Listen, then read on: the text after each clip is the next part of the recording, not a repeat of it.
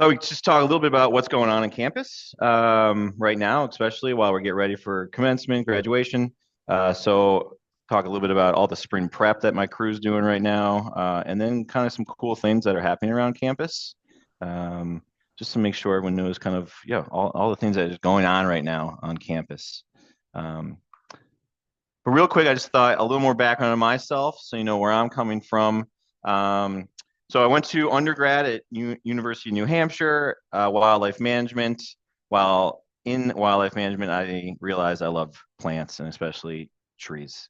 So out of school, I worked for a couple of tree companies as an arborist. And I got certified as an arborist through the International Society of Arboriculture and through the Massachusetts Arborist Association. This catapulted me into a great job at the Arnold Arboretum, which is the Harvard Arboretum. And while there, I got my master's in environmental management and sustainability. I then found a job as a managing multiple properties for the Trustees of Reservations, which, if you're not familiar with them, it is a conservation organization in Massachusetts. And the main property I managed was one in North Andover called Stevens Coolidge Place House and Gardens. And it's a 1920s garden. It has a herb potager, vegetable garden, which obviously has vegetables, has herbs, has annuals, but also has a perennial garden with a lot of herbaceous perennials, a rose garden, as well as a cut flower garden. So I got a lot of experience, from the Arboretum, a lot of experience in woody plants.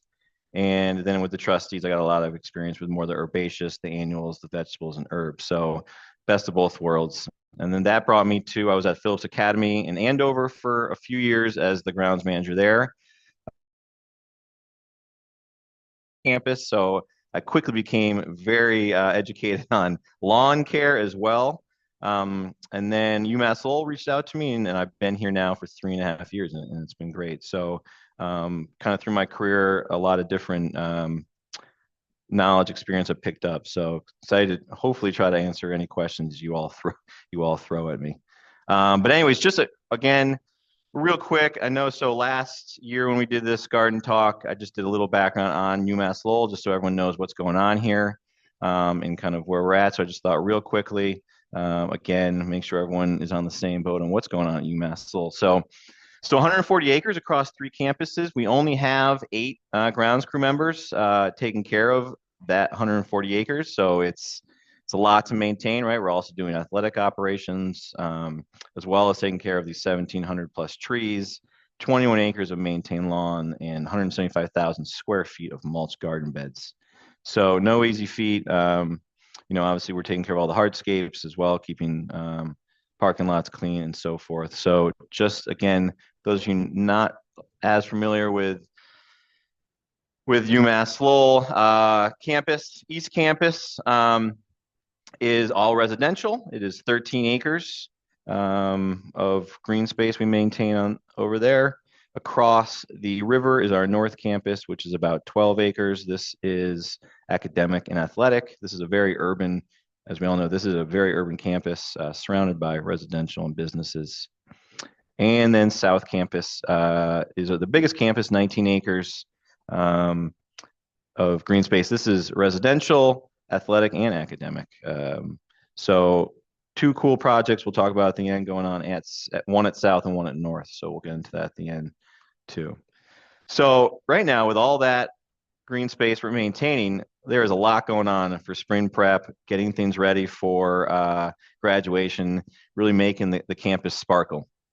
So last week we had our Arbor Day event. Arbor Day, if any of you are familiar with that, it's the last Friday of April. We kind of do an Arbor Day week here. So last week we had multiple events. We planted 23 trees across campus.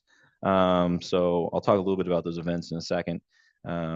We do spring pansy planting, right? The graduation is very early. It's May 16th, 17th, but we want to make sure we get color out there as soon as possible to really make campus come alive after tough winters here in New England. So we planted 1,200 pansies, and we'll do summer annuals as well. And then we also have put more than 27 yards of loam and compost have been actually applied throughout campus, all on the edges and where we had some plow damage with about 1,000 pounds of grass seed. We applied 300 yards of mulch throughout campus, 3,000 pounds of fertilizer applied to lawns. We are getting our irrigation up and running. We have 29 controllers and 398 zones, which, if any of you know irrigation, that's a nightmare, but we do what we can. And we have gotten all of our equipment ready, right? So these are things too you can do at your home. Make sure your mowers are ready to go. Get the blades sharpened. Make sure, oil changes and so forth. Again, get your irrigation up and going. If you are fertilizing your lawns, think about, have you done soil tests? Do you know what's needed in those? Mulching helps from keeping weeds out. It's better to get it down earlier than later because you can suppress any weeds that might come up earlier. And it keeps moisture in the roots of your plants as well. And then obviously getting loam and seed down. Fall is a better time to do loam and seed because so many weeds right now are coming up. You're also mowing more heavily than say in the fall. But again, you sometimes do have to do seed. It will take if you get it down earlier enough. So a lot going on campus. You can see all the pictures of the pansies, massive piles of mulch, and the crew planting some trees. So real quick, as you all know, we talked about this last time, but we are Tree Campus USA, which this is a lot of, right? I won't get really far into it detail because we talked about this a lot last year, but it's through the Arbor Day Foundation.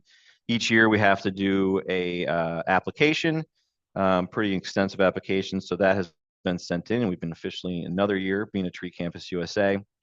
With the Tree Campus USA, we have to do a big service learning project and an Arbor Day event, which is the best part of being Tree Campus USA because it involves the community.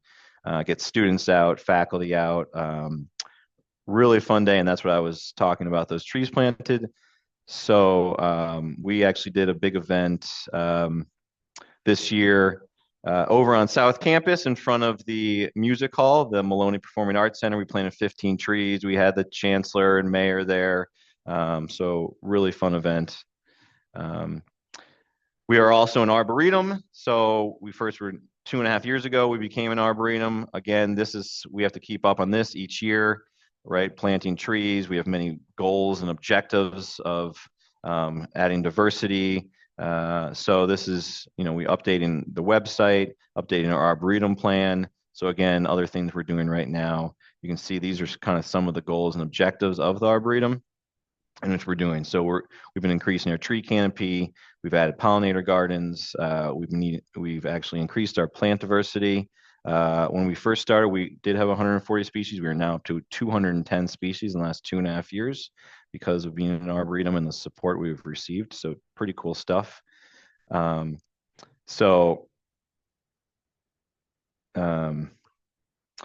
I was talking about real quick, I thought this slide was earlier, sorry, but I got ahead of myself. But so this was the Arbor Day we did last Wednesday. So you can see the top left picture is before, and this is a rendering from one of our wonderful campus planners showing what it's going to be in, 20 plus years. But so we planted 15 maples, a lot of sugar maples, and you can see the chancellor. And we also work with Department of Conservation and Recreation. We get donated trees from Lowell Parks and Conservation Trust. So it's just a great collaboration. We had about 100 people there at the event. So we do this every year. So next year, any of you we usually do that Tuesday, Wednesday of Arbor Day. So that last week of April. So it's a really fun event. Come help plant trees, learn about trees. So, and on top of that, I want to talk about this. This is something new that's going on campus, and this came to be about 1.5 years ago. We had some students reach out about putting in a food forest and a labyrinth wellness garden.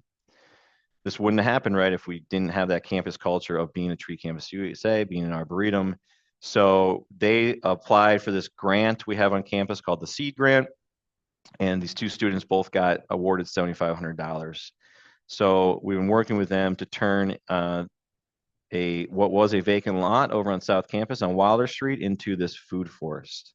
Real quick, what is a food forest? It's different levels of food producing plants, right? So you have, say, an apple, then a blueberry, and then say a strawberry. Or there's a lot of herbs in there and vegetables as well. But this has exploded. We You can see we have planted numerous raised beds over there. It's been in student engagement, faculty engagement. We've had classes over there. It actually just went international. There was an entire big article released to the ACUI. We actually have a colleague going and talking about this in Ireland at a conference. It's just been unbelievable. And because of that, this past year, last Friday on Arbor Day, we had our first Food Forest and Labyrinth Wellness Garden Arbor Day celebration. And you can see the turn. We had 250 people. I don't know if it was the $700 worth of pizza that faculty bought for everybody, or if it was just a beautiful day or what, but it was quite a turnout. But you can see the pictures now. There now is a shed on the property, which is a greenhouse and storage, but there are students doing one of their thesis projects is doing a solar powered irrigation system. The solar power, you can kind of see them on the top there. And then we also had on the right side of that picture, we have this big kiosk that was installed by our carpentry team on campus. So this has just been such a cool collaboration with faculty and different departments. So go check it out. It's right across from the Mullen Performing Arts Center. The address of it is 46 Wilder Street. And it's just really grown. So I just wanted to touch on that because it's just such a cool collaboration. It wouldn't have happened without getting community support, getting other individuals involved, and being creating this culture of these students knowing that this is something that the campus would support. So with that, just a couple other cool things going on campus right now. This is on South Campus. This is the South Campus quad. This was before pictures. Let me go back to that again. You can see just, I think this picture showcases it. Just dilapidated concrete, needed a nice uplift. And I know people love this gazebo, but it is a little out of date. So this whole area just needed a real lift. And so we have undergone this big renovation in that quad over there. These are renderings. It's not completely finished. Should be finished probably within the next month. We're just waiting on a couple more granite pieces. There's kind of a theater granite in this bigger, I don't know if you can see my pointer, but in the bigger circle area, it's going to kind of be like a theater with all granite, mini granite curbing around the rest of it, and then multiple new plantings, new furniture to sit. It should really make this, you can kind of see another cool rendering. But yeah, this should be open in the next, as I said, month. Hopefully even before graduation is the hope, at least part of it. You can see some really natural plantings, right? Those are all native, there's native maples, a couple of birches and so forth, but the ground cover is really almost just grasses and some winterberry holly, all natives, very low maintenance.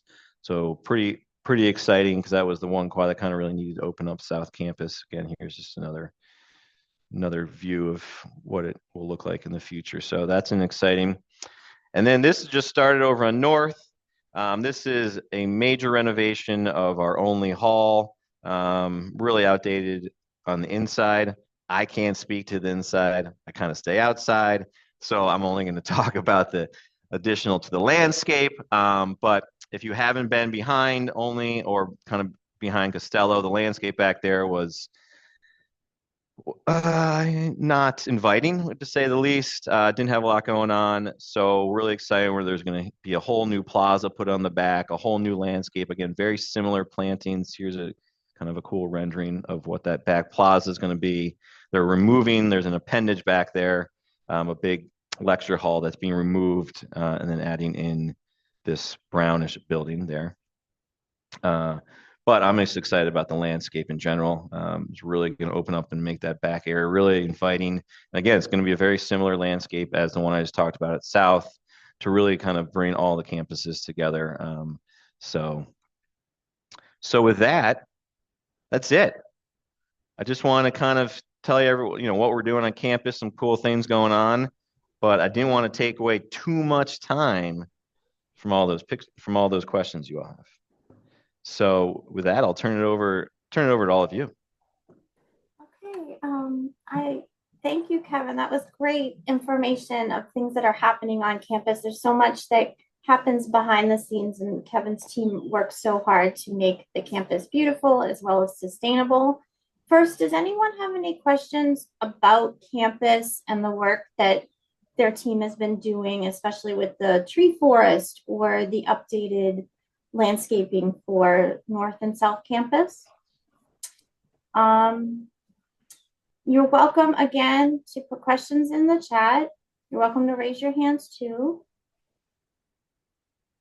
Okay, I think we're gonna jump to some questions that have come in about your garden or your personal questions for landscaping. Kevin, I know we had one come in ahead. I don't see that. Is Mark Wall on this call? Yes, I'm here. Hi, Mark. Thank you so much for sending your question ahead.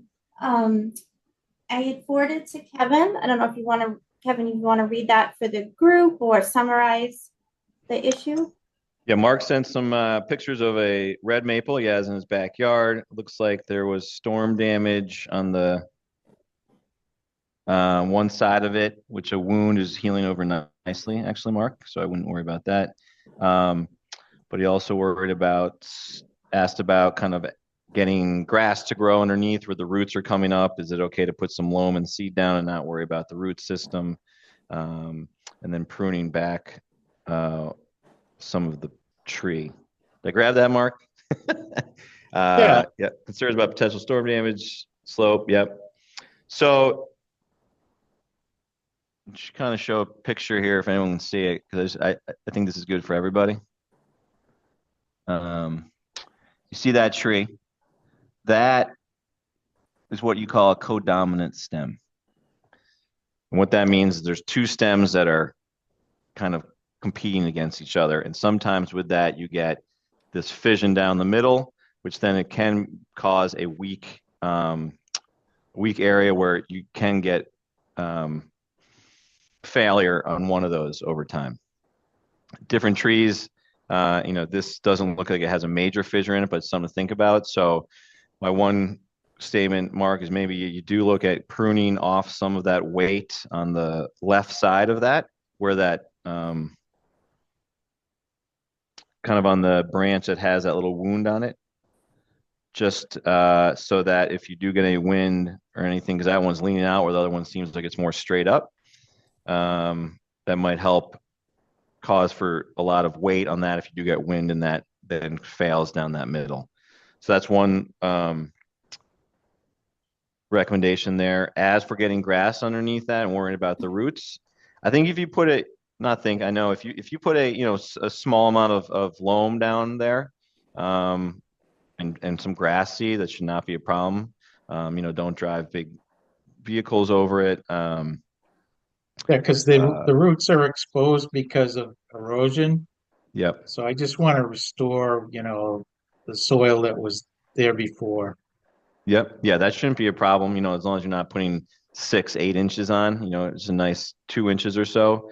You could even think of it as a mulch layer, and then some seed that should not hurt the tree at all. I mean, these red maples too are really resilient, tough.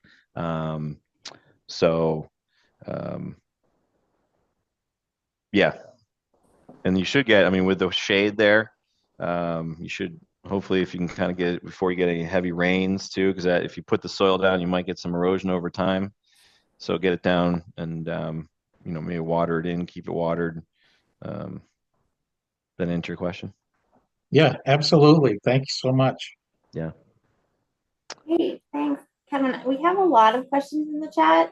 I can just start at the beginning. The first one is, how do I get my grass to be level and to grow without tearing it up and starting over again?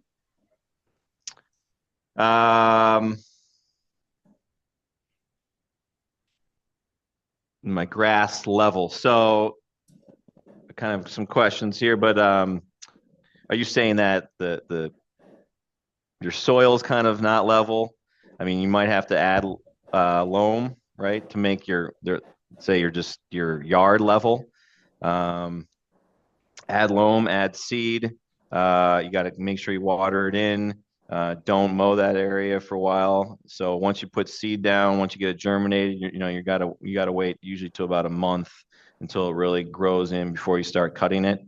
So even putting that loam and seed down, maybe even stake it off so you don't mow it or you don't step on it or people drive across it or whatever it might be.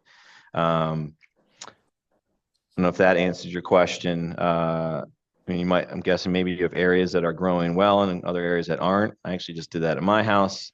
Last fall was tough because we didn't get any rain from end of August until December. So we did get some dieback in if you're not irrigating. So, adding loam and adding seed is the best you can do. And you can almost put that loam. I'd even try. You scratch it up, put some seed down, then put some loam down, then put more seed down. There's also starter fertilizer you can put down if you want to do it yourself. So I hope that kind of answers your question. That's what I would do. Okay. It's a good amount of work, right? Moving heavy loam and dirt around, but yeah. Depending on how big the area is, if you can do it yourself or have somebody come in and do it, but hopefully you can salvage what's already growing nicely there. Okay, we have a question about native wildflowers and if we're using native wildflowers of New England on campus for pollinators. Yes, we actually have numerous pollinator gardens across campus, which have been which are New England wildflower mixes. So we have, let's see, we'll go to the newest one we just did with students reached out. They heard we were an Arboretum. They wanted to get involved. They heard we had pollinator gardens. So we did these small little areas over on North Campus in ETIC. And those were all New England wildflower seeds. Same with if you go over to South Campus behind Coburn, we have a pollinator slope as well as Allen House. Actually, behind this picture that you all see, actually I can stop sharing. That's kind of a nice picture. But behind Allen House is a pollinator garden, also with native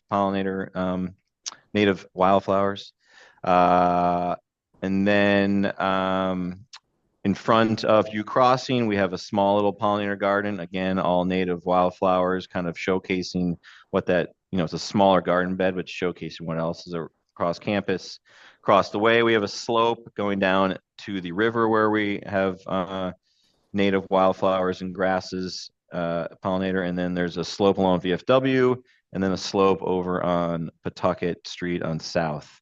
So we have incorporated a number of pollinator gardens around campus, all with natives. So on top of that, I talk about with the trees and adding diversity to our campus. We're diversifying campus. We have 60 extra. We started with 140 2 years ago. We're now at 210 different species and cultivars of trees and shrubs on campus.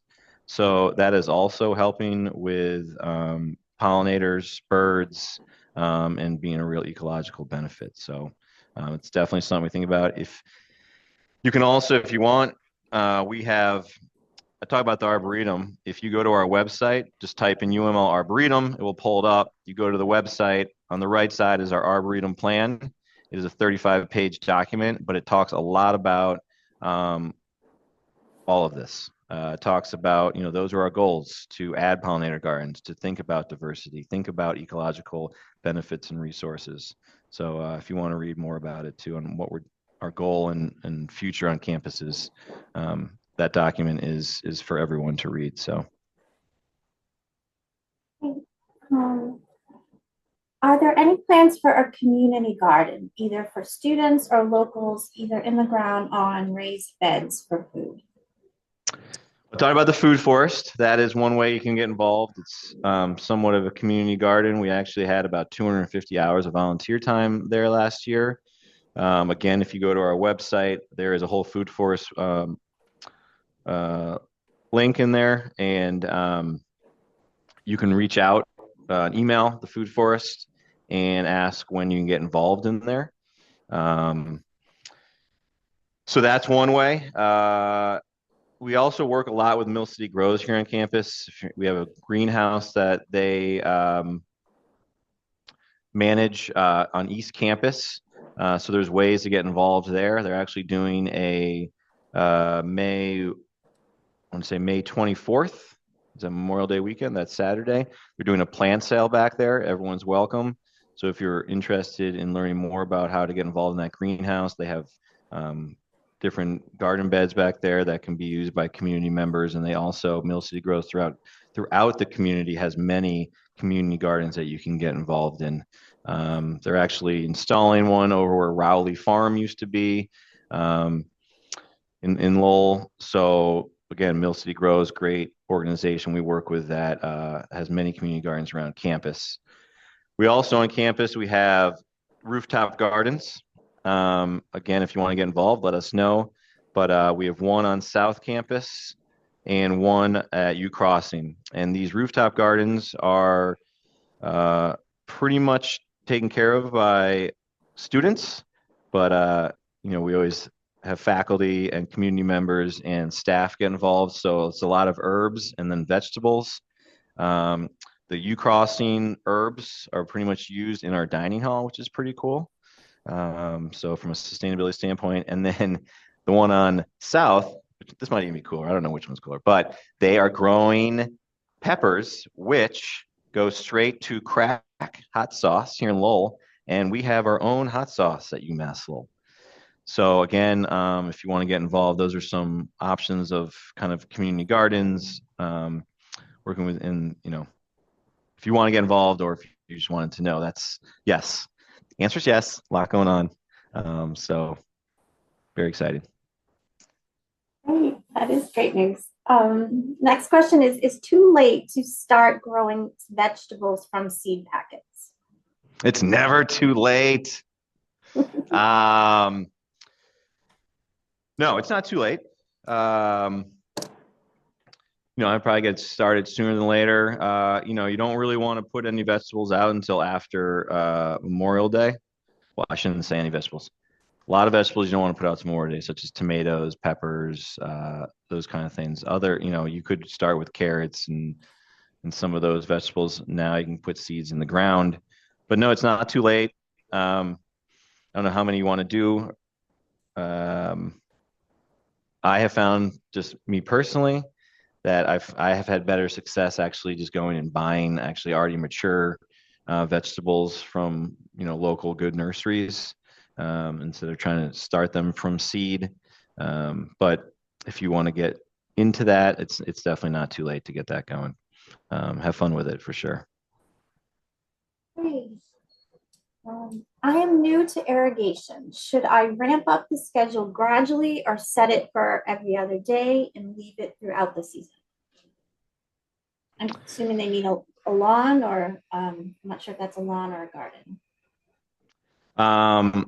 Yeah, irrigation. So really depends on the weather. Most irrigation systems actually have some kind of rain system set into them that they'll turn on and off with the weather. But so right now, the recommendation for irrigation is longer times, but less days. Doing it, say, for a half an hour for 3 days instead of 15 minutes every day. That allows for the moisture to kind of soak into it. It's not always wet. It allows for it to dry out a little bit as well, for less disease and so forth. And then as you get farther into the season, it really depends on the weather, right? I'm lucky enough, I have all our irrigation controllers on my phone. I can literally do it on my phone or from my desktop computer. So I am literally changing that sometimes weekly, if not, monthly, depending on what's going on with the weather. And also it's, checking your grass, seeing how it responds. I don't have the exact calculations, but you can also put a cup out. Look it up online. Forget what it is, but you can put a cup out and see how much water is actually getting to your lawn for those, say 15 minutes. Say you're getting, 8 ounces of water into that. And I forget exactly what the best rate is, but that's all online and easy to find. So, but yeah, if you want to, test, play with that, see how much water is getting put out during certain times, and then also, I'm guessing it's at your house, so you can easily watch it and see how it's responding, how your lawn's responding, if it's too wet, if it's too dry. So irrigation is a lot of trial and error. There are calculations and ideas, but that's easier said than done. So yeah, hopefully that helps. Okay. The next one is, we have a sugar maple where the bark is turning black. It seems to be part of the bark. We sprayed it with fungicide, but it seems to be spreading up the top of the tree. What might be the issue? I guess my question is, are you seeing any dieback on the tree at all? If the tree is still healthy, it's not something to worry about. This could be just some environmental, I don't know what it actually is, to be honest with you. Yeah, I would really go with it, if the tree is healthy, I wouldn't worry about it. If I don't think a fungicide would, diseases are getting inside the branches, and you're going to see dieback, you're going to see weird lesions and cankers. You might see some kind of, I don't know, putrid, almost gross coming out of it, and that's when you got kind of an issue. This could be an environmental thing, maybe some kind of lichen or even some kind of moss. The only other thing is that sometimes insects, their excrement can leave, it's called honeydew, and it does turn black. I doubt that's probably it if you're still kind of seeing it right now. But it could be also just kind of as the sugar maple grows, it could be the bark kind of just discoloring, for a natural discoloration. But I guess you have to I have to look at it, but I'm guessing if the tree is healthy, doesn't sound like it's much to worry about. Back to a gardening question. I'm always on the lookout for shade plants. Do you have any suggestions for something off the beaten path of, I'm actually not sure how to pronounce Stilby. Stilby and hostas. Sorry.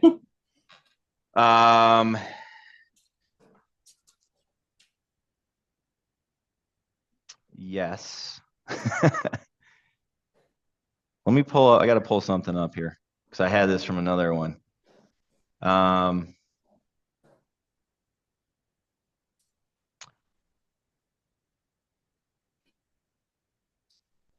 So there's Onorijo Bear, which is a anemone, really late season. That's great. It's a late season shade tolerant plant. Sorry, I'm just trying to, I had a whole list of these here.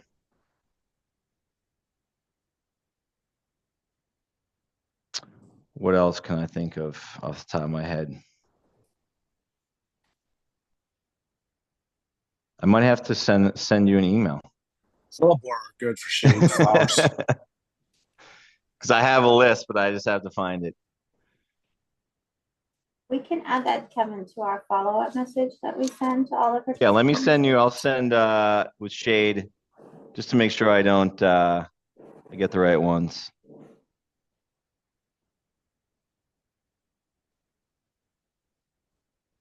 But yeah, there's some other good ones out there. So I'll send when a follow-up email. Let me get my list out that I had, and I will send it out. Okay, are you ready for the next question? All right, yep, let's do it. Okay, it says, Kevin, thank you for doing this. Can compost obtained from places like Bald Hill Compost Site in Andover be used as a replacement for mulch?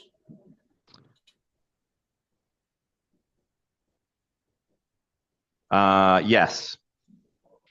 Answer is yes. Okay. It might it might not suppress weeds as much. We used to use kind of more of a compost when I was at the trustees. We used to use more of a compost mulch because it actually really degraded nicely over time and it added more nutrients into the soil. I would say it needed, it maybe didn't suppress some of the weeds as much because it wasn't that heavy wood chips to kind of keep those down. But it definitely can be used and might even add some nice nutrients to your And garden. Kevin, thank you. And that's what I was worried about the most is the weeds in that compost. What would you use to treat the weeds? And what I typically use is preen. And I'm wondering if that's a good way to go. Yeah, that's what kind of the common one is that most people use early season. Yeah, if you find that works. I'm not overly familiar with a lot of pre-emergence because we don't do it here on campus. We try to stay, more sustainable and not use herbicides. But also if you're keeping up, I don't know how many garden beds you have, but just hand weeding, keeping up hand weeding, getting a nice knife, weed knife. You sometimes can usually kind of stop weeds in the future if you just kind of keep up on it. You finally kind of outbeat them. So, but yeah, some of those pre-emergents work pretty well. Okay, very good. Thank you. Kevin, the next one, I don't know if you can see the picture, but it says, I don't know why this evergreen is not growing at the bottom. I would like it to fill out and grow. Could this be a fungus? Do you need me to enlarge the photo or can you? Let me just open it here in different. Yeah, I got it.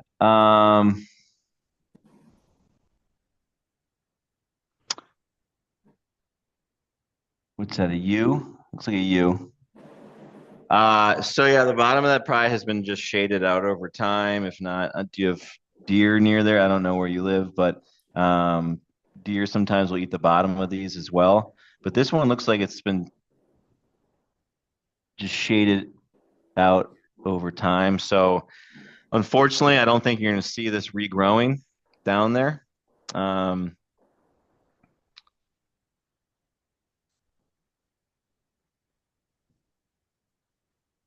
So I'm trying to get back to the Zoom here.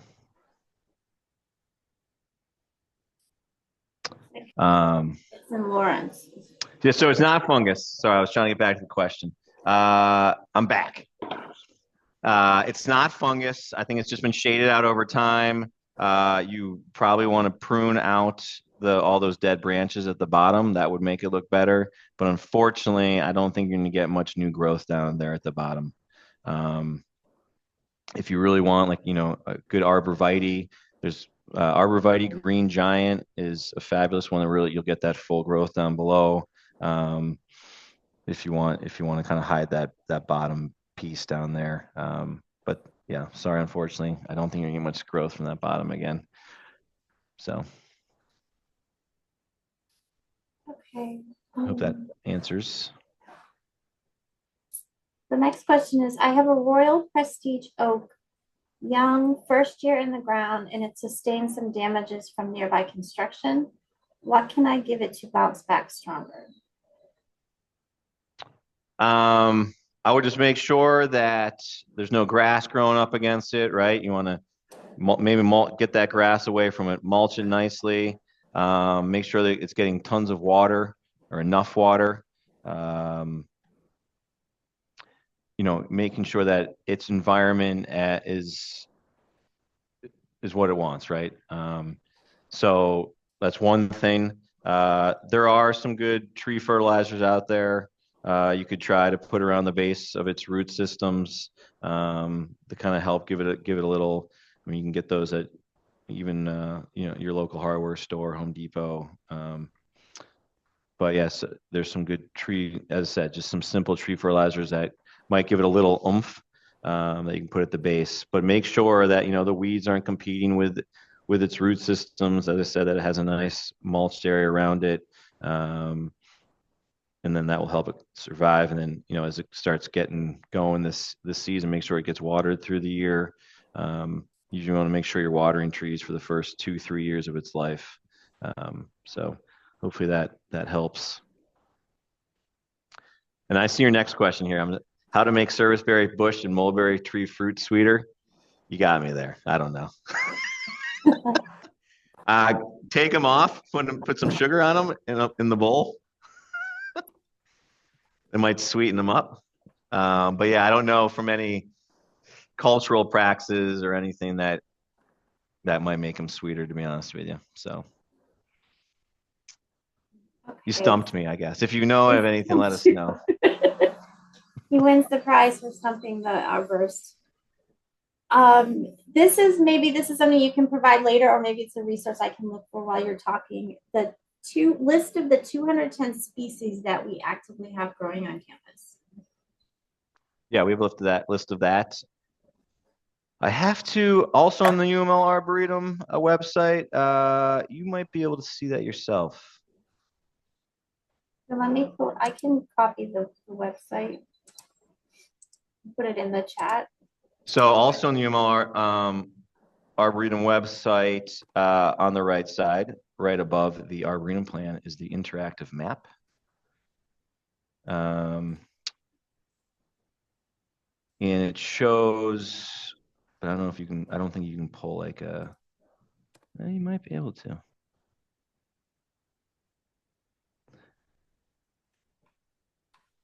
Pull like a spreadsheet of it. Actually, you can. So if you go on the UML website, let's see if I can. Let me share my. Yeah, I put the link in the chat, Kevin, too, that they could click on. It's a yeah, but I can show real quick. You guys, everyone see this now? So this is right. Here's the UML website. Over on the right side, you have interactive map, Arboretum mission, Arboretum plan. You can donate to the Arboretum as well. So when we pulled up the interactive map, it populates all the trees on campus. And then if you scroll down,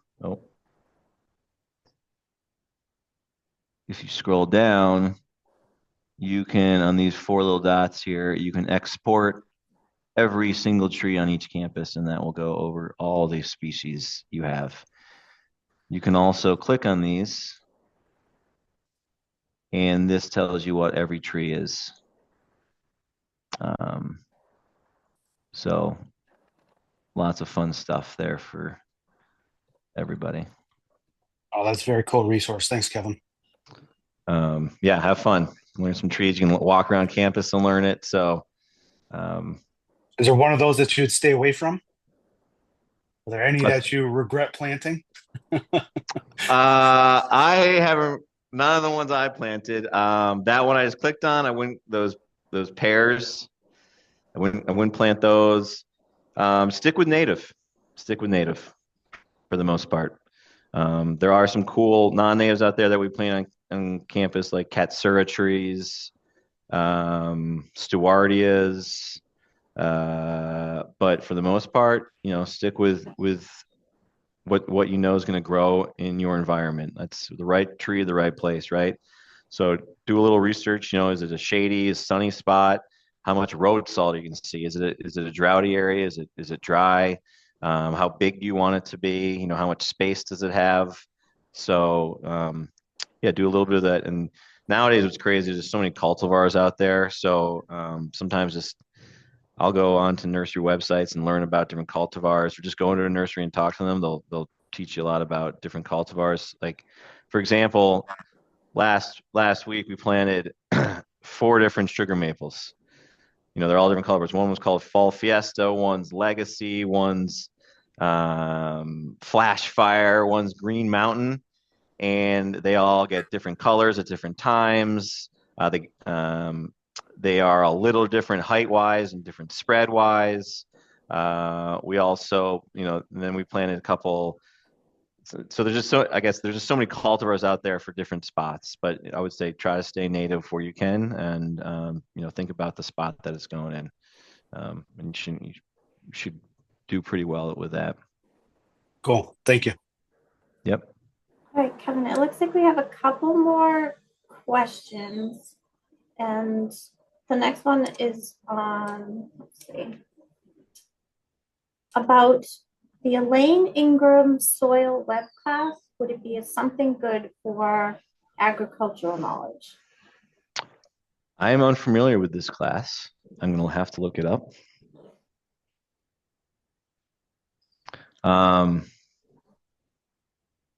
But I'm sure if she's talking soil webs and what's going on in the soil, that it couldn't hurt to learn more about it from an agricultural world or even a lawn world. So, yeah, I'm going to look it up. I thanks for posting about it. I'm excited to learn more. So, okay, so I mulch my leaves into my lawn in the spring, Kentucky bluegrass. Will it give the soil a fluffy look and feel? How can I achieve that with a little peat moss? Just not a lot, so it doesn't become too spongy.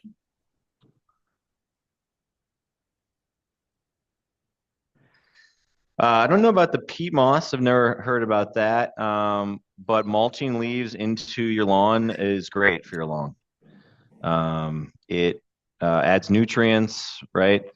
So that's people that always are removing all their, sometimes it's too many leaves. So you do have to remove some leaves so it doesn't smother the grass. But mulch, for the most part, at my house and even here, what we can on campus, I mulch.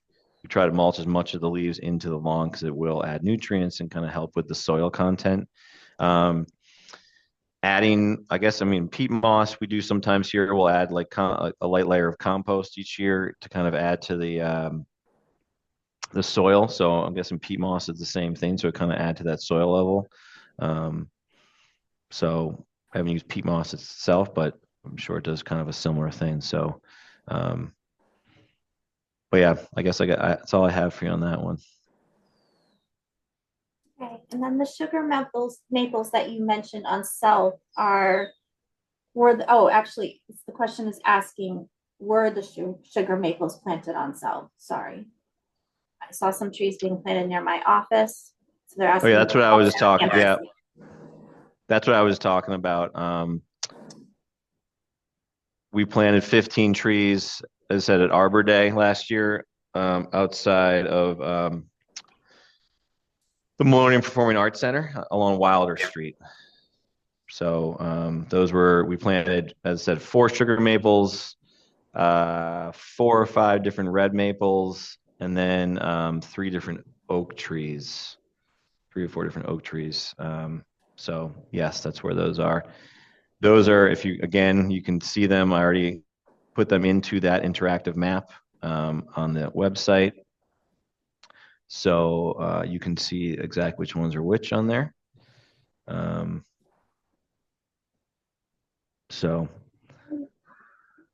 see another one, hellebore, good shade flowers. Yes, that's a good one. Thank you for adding that. Those are good. They're in bloom right now. And I'm just going back to, a lot of questions about lawn.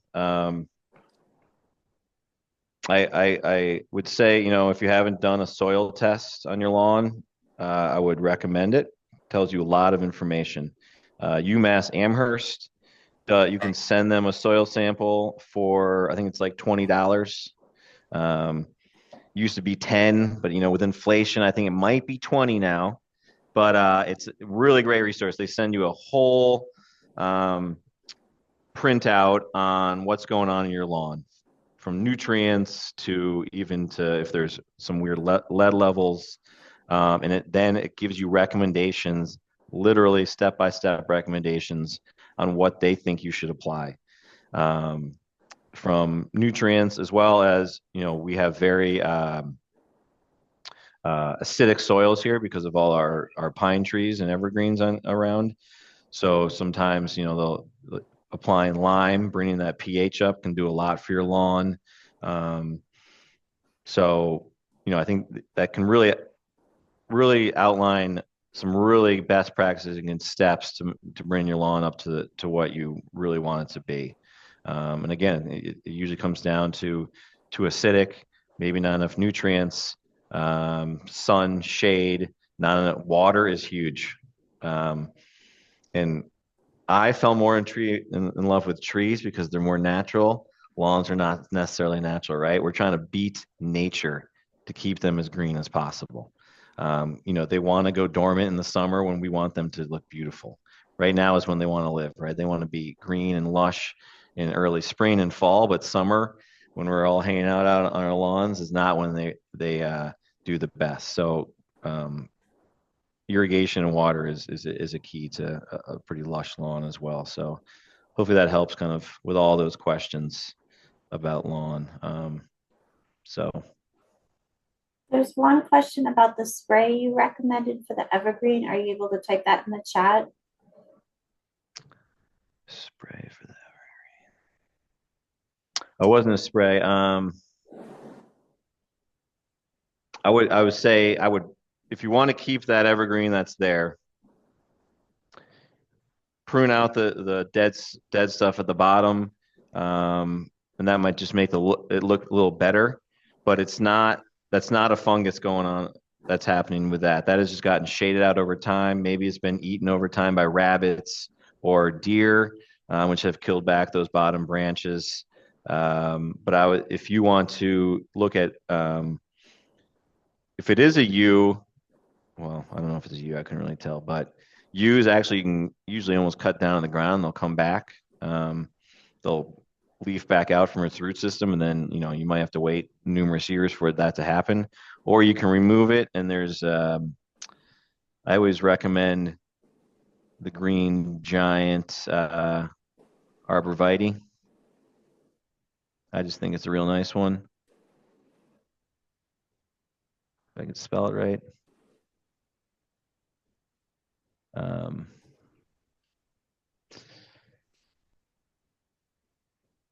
Oh, I only sent that to one person.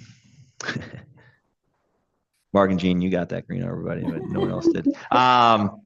So the green giant, I just think it's a really nice one. It's deer resistant. It grows pretty quickly. It has some really kind of feathery evergreen, and it's no pest disease issues. I always find it to be a really nice specimen if you're looking to screen something. Than some of the more kind of not so unique arborvitaes. So that's a good one though.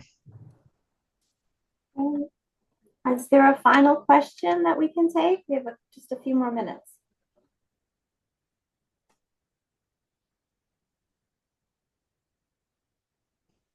Okay.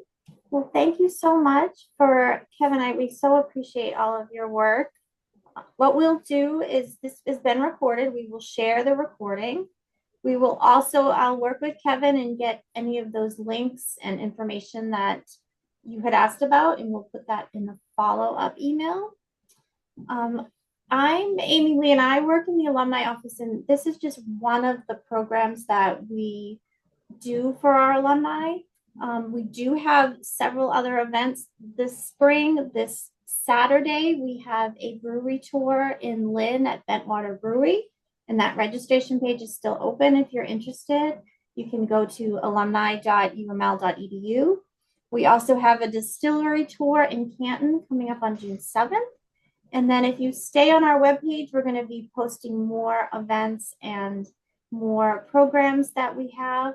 But we truly appreciate your time, Kevin. I think it's so impactful to have the expertise of our university shared with our alumni and our community.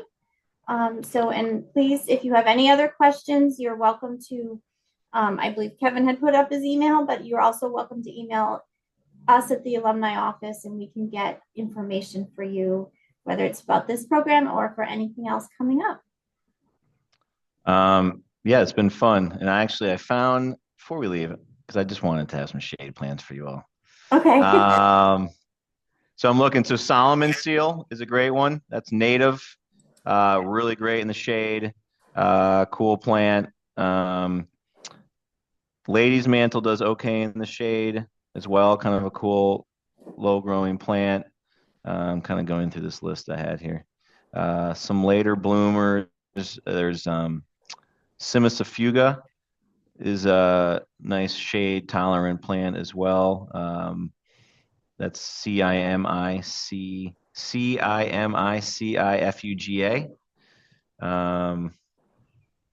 So those are just a couple that I had here on this list, but I can put together another one too. And also if you go to some of these, that being said, bleeding heart, that's another good one. It doesn't well in the shade. But if you go to these nursery websites, people don't think about it, but they are a plethora of information. You can literally go to these nursery websites and they will tell you what plants they have and they're best for the shade. And then you can do tons of research on what you like, what you don't like. I have multiple nursery books and I'm in them all the time, kind of learning about different plants, trees. I think that even going to the nursery, you can usually go to these nurseries and they have a shade area, and you can literally see the plant right there. I found myself I did that last week. I went over to Mahoney's Garden Center because I needed some plants. I didn't know what I wanted, but I knew something was out there, right? So I just started walking up and down these aisles, and I figured it out. And we planted it. But sometimes it just you need to see them in person. You need to learn a little bit about it. Even a lot of those nursery individuals are really, employees are quite knowledgeable too. I mean, they're hanging out with those plants every day, all day. So hopefully that helps, and your shade garden is beautiful soon. Great. Thank you, Kevin, and thank you for all your work on campus and making our campus sustainable and beautiful. And I hope that everyone has a great rest of the day. Yep, see you all soon.